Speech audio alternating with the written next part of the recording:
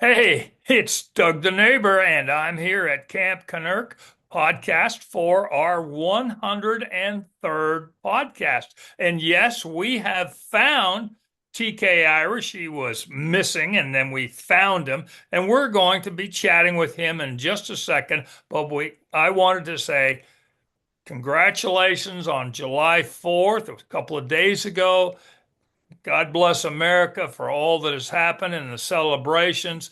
And the best part is, we love America here at Camp Kennerk Podcast, and we're very proud to be Americans. And TK and I have got a great show for you tonight. And let's not waste any time. Let's get to back to TK Irish because he just got back from his trip from East Egypt. I don't know where he was. TK, tell us where you were. Oh, man, I tell you what, you sometimes you just wake up and you know it's time to hit the road. And I hit the road and actually I went back home to Indiana. Remember that old song, Back Home Again in Indiana? Well, I heard that in my ears and I went back to Indiana to see my family. And of course, when you go see the Kennerk family around Indiana, there's always lively conversation and stories and well, a little exaggeration, but that's just the flavor of the situation. But I did get out to go into the countryside, and I went back home to Fort Wayne, where I grew up, and saw the sights. And the one sight that I always have to see when I go back there is the world's oldest wiener stand. Yes, it's Coney Island Wiener Stand. It was founded in 1907 in Fort Wayne, Indiana, on Main Street. Now, Now, TK, you're telling me you flew back all the way to Indianapolis, and then went to Fort Wayne to see a wiener stand? that's right, because it is world famous and it is really good. And the characters that come through there, I mean, everything from CEOs to guys that are riding their bike up while trying to catch the third shift. And let's put it this way, they sell over 3,000 hot dogs a day there.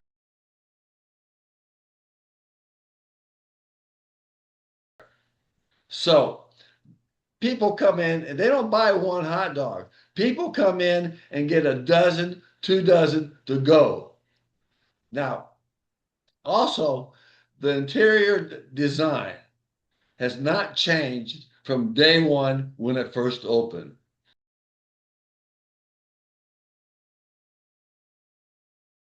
So it's a Well, lot of when did fun. it open, TK? When did it open? 1907.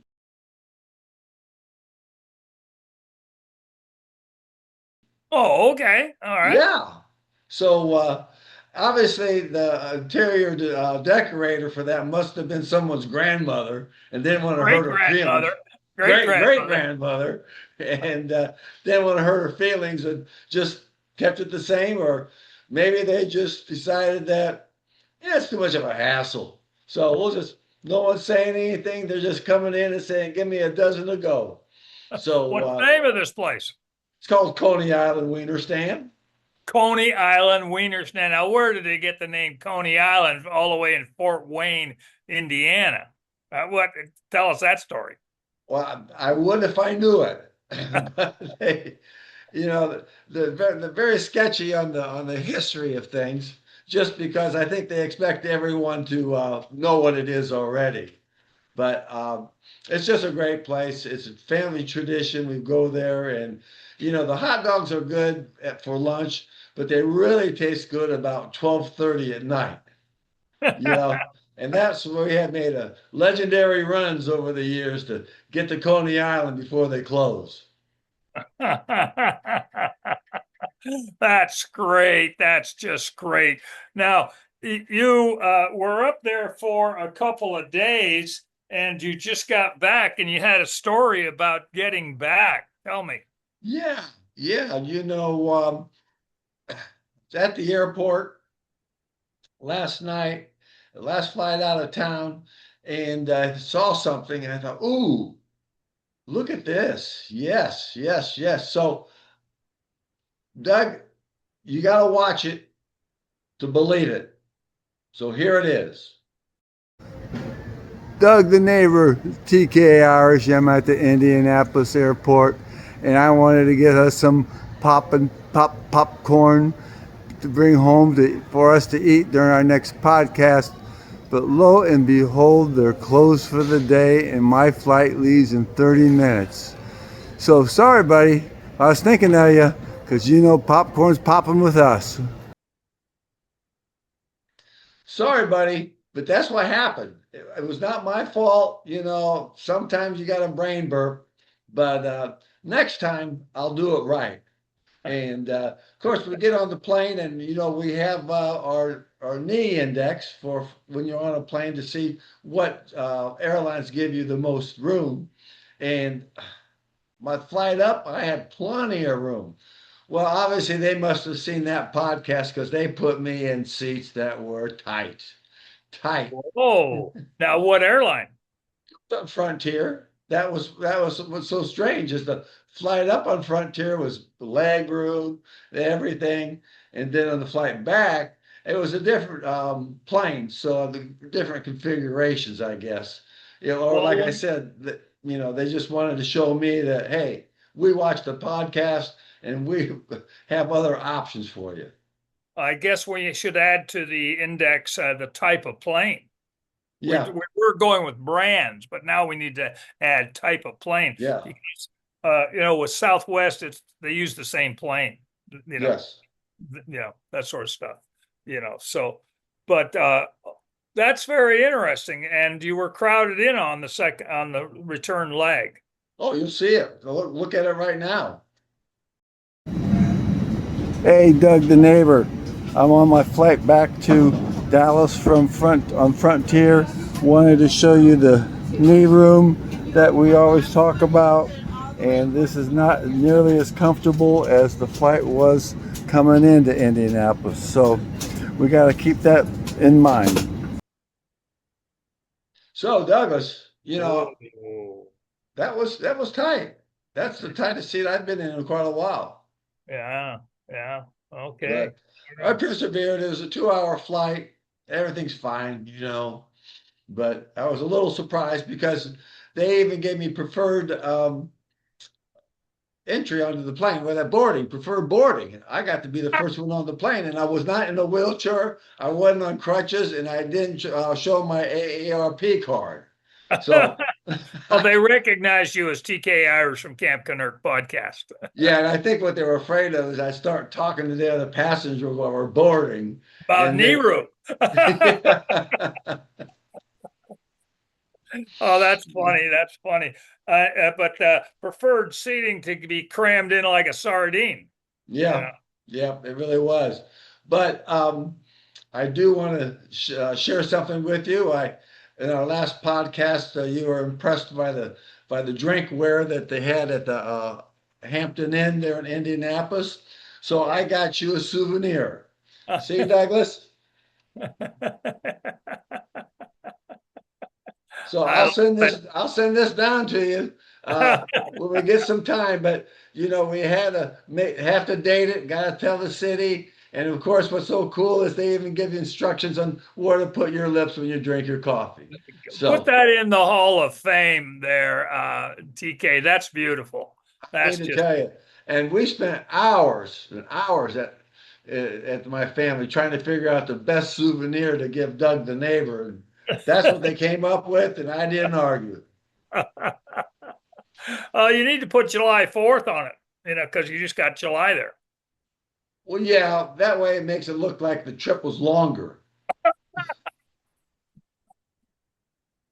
Oh, the whole month. He was there the whole month. Wow, what did he do? So that's now I TK, got that's beautiful. I could send it back and have him corrected if you like. Engraved. Be great. Matter of fact, hold on. Notes, post-it notes. No, I was going to update it, but we'll do that later. Oh, okay. All right. Well, the Hall of Fame is growing. The Yes. Hall of Fame is growing. And you're talking about engraving, and I've got something to chat about a little later. But you had a good trip, and what time did you get back in last night? I got home about 1 in the morning. I was on the last flight out of Indy and Okay. got the airport about, landed about midnight. By the time you get to your car and drive home and everything, it's Yeah. about 1 o'clock. Yeah. Yeah. And now you're back home with memories. That's beautiful. And you saw your family, and that's more beautiful. That's beautiful. Yep. Yeah. Yep. Every time there's more and more little kids. So, Well, it's the it's, Canucks. yeah, it's the Kennerks. Ah! Oh, TK, that's a great, great story about your trip. And while you were gone, I've got some interesting things that happened for our chat tonight. Like I said, our 103rd podcast on seven. We were delayed last night, so this is the ninth, but this is fourth, seven, eight. Okay. We missed Doubleday while you were gone. And we've So, been doing Doubleday each month. And I've got yeah. some great notes concerning Doubleday. 7-7 Well, let's Doubleday. catch up, man. You don't Okay, want all to. right. The 188th day of the year. Okay. Now, in 1928, all of the important things that happen on Doubleday. In 1928, in Chillicothe, Missouri, okay, Chillicothe, Missouri, the Chillicothe Baking Company were the first people to slice bread. Well, that's the reason why they have that saying, just as good as sliced bread. As good as sliced bread, yeah. Okay. In 1930, they started construction on the Boulder Dam. Wow. Right, yeah, yeah. And now the dam's almost useless because there's no water, and they're going to start shutting down the generators here because there's no water flowing through it, and then there's no electricity to Phoenix, LA, that whole area, and there's no water. So Yes. It's it very, might be a very fire sale if you want to buy a dam. well, maybe we could give tours of it. Here's where the water used to be, and the water is supposed to go over here, and that's $5, please. Maybe we could get a banner and put it up there for Camp Kennerk podcast, that sort of stuff. Well, New, yeah, yeah, new home yeah, of, something yeah. like that. Yeah, yeah. Okay. Now, this is kind of interesting. I can't believe I was in New York City at the time, but in 1992, the New York Court of Appeals, The Court. banana court. I'm I call sorry. that the banana court because appeal. Appeal. Oh, okay, very good. I like that. Okay, okay. That the New York Court of Appeals came up with the decision that women have the same right as men to go topless. Well, now that's Now, something that would make generate conversation on a Saturday afternoon. or right here on their podcast. Mhm. You women have the same right as men. Well, And good. Equal rights. They got their equal rights. there you go. And so the next time you see a topless lady going down the street, go equal rights. Yeah, yeah. Go for it. Okay. Now, some interesting birth dates on 7-7. Mhm. Okay. In 1906, the great pitcher Satchel Paige was born. Ah, yes. My favorite quote of Satchel Paige was he was asked how old he was.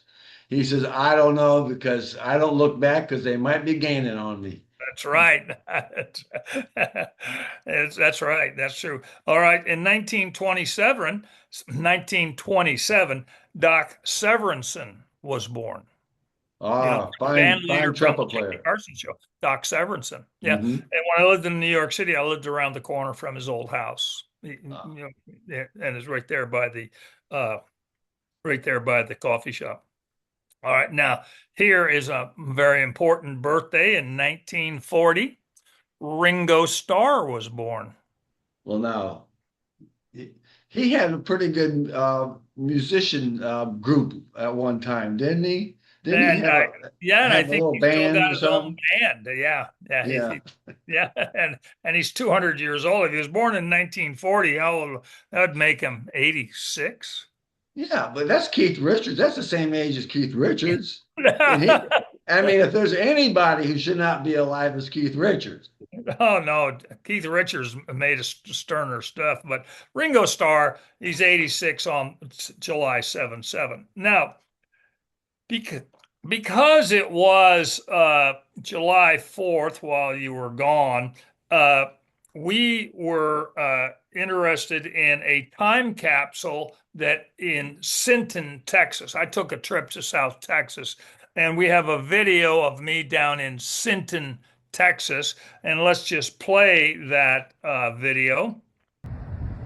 TK, this is Doug the neighbor here. I am in Sinton, Texas, which is just outside of Corpus Christi, and I'm at the courthouse for a very special reason. In 1976, July 4th, the bicentennial, they buried a time capsule right here, and they are opening it July 4th of 2026. This year. No telling what's in here, and we're gonna have to come back and just go to the Sinton time capsule on July 4th, 2026. They buried it, bicentennial, July 4th, 1976. I'm Doug the neighbor. Okay. That was how in the world did you get down there, or what made you think you needed to go down there? DTN, Doug the neighbor gets around. He's a ghost. He's there, he's here, he's here, he's there. You know, it's in Texas. And on July 4th, they opened up the time capsule, and I found some information about it. Mm-hmm. You ready? Yeah. It was waterlogged. Nothing was saved. You would think in 1976 they would figure out how to put a foam container inside of a wood container inside of a metal container that's all sealed up. Nope, water damage. And The anticipated crowd got disappointed. And they interviewed a woman who was there 50 years ago. She was just a child. She had put something in there, a card or something that was gone. So anyway, now we have a connection to Lander, Wyoming. Yes, we do. Mountain Man Steve lives there. And also Maxie's got her popcorn, Cracker Box popcorn that we sponsor, a fine product. And we also have this fancy art department from our crack art department billboard of where you can get it at Cracker Box Popcorn, 307-335-7020. Talk to Maxie up there in Lander, Wyoming. You can see all that. Yeah, we got all that. Okay, so great popcorn. I heard a rumor, a very solid rumor comes from Mountain Man Steve. She created the Camp Kennerk podcast popcorn flavors. Okay, all right. And they're the number one selling flavor that she has. All right, we love it. We love it. Yeah. Okay, now, Maxine runs a popcorn place, but they also sell fireworks. And because of the ban they have of the dry weather up there, the only information I found was that they have a parade there in Lander, and the fire trucks spray the people with water. And this seems to be a big event. That's all I can find. So you're going down the street, they just spray the people with water. And that's an accommodating fire engine right there. Yes. Now, I have something very interesting. My neighbor, Andrew, who's a nice young guy, and he's a technical geek, but not a computer geek. He's a technical dude. He builds things. You know, he takes drivers and pliers and hammers and really cool things and builds other things. Okay. And he likes playing with lasers. Okay. He likes playing with lasers. And so I think we have a video of him shooting the laser onto a plaque. Ooh, that's cool. Okay. I asked, well, let's see if we can see that video. That's really cool. You know, there's one thing you got to remember when you play with those kinds of toys is don't put your hand in front of the laser. See if it works. Yeah, you don't Like have you to put test. your hand in the water, the tap, that hot or cold, and you can't do that. Yeah. Yeah, because I'd gone to Andrew and I said, told them a story. Here's the story. My Dr. Knudsen, who is a general practitioner and the go-to guy, and I go twice a year to just for the tune-up, for Yeah. the nothing wrong. It's the tune-up. I gave him one of my pieces of free advice about drinking beer. Uh-huh. Okay, the first one's great. The second one tastes good. And the third one, you whiz all night long. Right? All Yeah, right. that's what they say. So every time I go back to him now, he always says, "Hey, I used your phrase again last night when I was playing cards with the boys." I said, "Okay."